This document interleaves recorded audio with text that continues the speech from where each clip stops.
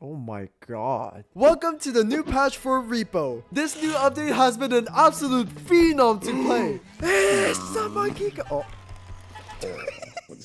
But what is Repo? It's a game that has exploded in popularity for its fun and silly nature. You get to run around with your friends and grab money whilst getting chased down by monsters. It feels kind of like a high sometimes. And with the new beta out, me and my friends wanted to see how much better the game has gotten. And after a few weeks of playtesting it, I've gathered the squad's opinions to share with you how some were an absolute bullseye and how others can be improved. I'm Drysicle, your workout enthusiast, your gaming connoisseur, and let's talk about the new stuff, shall we?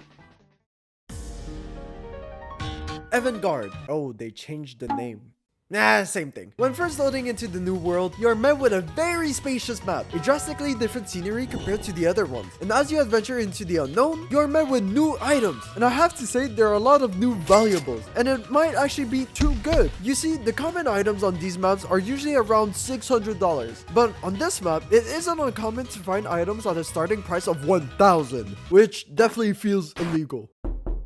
Uh-oh. So what's the trade-off? Well, first, that would be less cover to hide under. In this game, when you're faced with enemies, the easiest and simplest way to deal with them is to straight up hide. And even if you do get caught, if you have enough space, you can just dodge the attack altogether. Second, because there are a lot of items, sometimes it could get a little cluttered. So that means it's harder, right? Not really. Like I said, the new world is indeed spacious, but there are a ton of walls, corners, and chairs that you can go around to just straight up lose them. As long as you don't scream like a little baby, you're fine.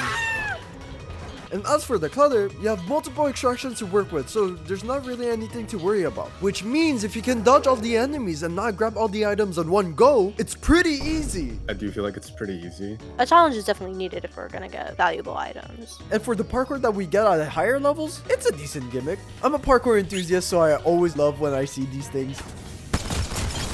And my critique on this is, it's a nice hiding spot. I know they're not supposed to be the main attraction, but it doesn't feel right. And that's because of upgrades. If you're upgradeless, you'll have to wait a decent amount at the halfway point of the parkour because you need your stamina to recharge. And if you're God, you just skip the entire thing completely. And can we talk about the vents for a second? These feel so nice and it doesn't make sense. You get slowed down a ton for being crouched, and the items you find in here just get obliterated because of the lack of space in here. Yet the feeling you get sneaking around with your friends and knowing that you'll never get caught with your pants down by an enemy is incredible. Overall, I give the map a 6 out of 10. I like the free money and the vents, but after a while, the simplicity and the lack of a threat just makes it a little stale.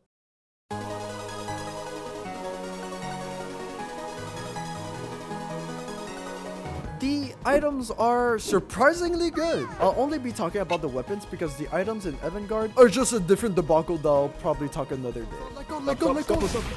You mother. To be honest, our first impressions of the new item sets weren't all that great. Are definitely a bit more underwhelming than the usual items. I don't think I like any of the new ones except for maybe the duck bucket. But after a little more playtime, it has really good uses. Let's start with the zap weapons. The prod zap and the bolt zap are the new utility-based weapons, one being range and the other being a melee. They both fill the role of stun locking their enemy with consecutive hits from their big ammo capacity. By themselves, they aren't all that great since they both deal negligible damage, but paired with a teammate, you can absolutely mop the floor with anyone, which directly challenges the trank gun, the original GOAT of taking out enemies. It has 3 shots in the chamber, each giving an insane stun duration of 15 seconds, which is absolutely overkill and I love it. Having 3 bullets isn't a lot, which is where the other ones come in. Like I said earlier, whenever you get a hit, you get a 1-second stun with a significant increase in ammo, which basically means you can keep stun locking enemies until someone takes care of it, or you throw them into a very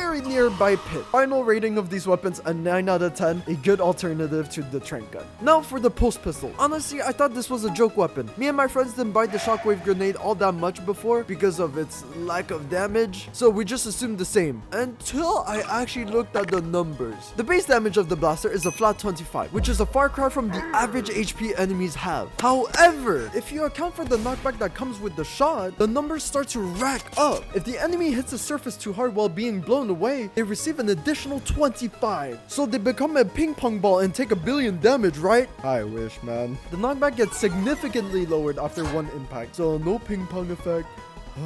So in the worst case scenarios, you'll get a minimum of 50 damage per shot. But if the RNG gods are with you, you can get a top of 100 damage, which is the same as a handheld one. 6 out of 10. Better than what I was expecting, but not by a large margin. And lastly, for the items, we have the duck bucket. This thing is alright. Usually, you never really want to commit a full grenade to the duck because you actually get less money than if you just never bought the grenade. And when you don't have a cheesy way to kill it via the extraction, cauldrons, lava pits, whatever, the duck just makes your life a little bit harder. So it's actually pretty useful whenever you stop it, but it doesn't always spawn. And when it doesn't, it just takes free space in your inventory. It's a good item with a straightforward purpose, but sometimes it's just useless. 5 out of 10. Okay, this is post-dry, and the cannon just came out. And after having my hands on it for a few hours, this thing is extremely effective against big enemies. It does require you to buy another cart because it takes a lot of space, but once you're able to afford it, holy does it get the job done. Big damage, big area of effect, but sadly a little expensive to maintain and buy. So both of these actually get a 10 out of 10 for good balancing. And now we ended off with the most controversial topic of the video, the overcharge. In my opinion, the current iteration of the overcharge is a little much, because it does a really good job to deter you from picking up enemies by yourself and incentivizes teamwork. And the last time I checked, me and my friends do not have that so-called teamwork. Grab it! Grab it!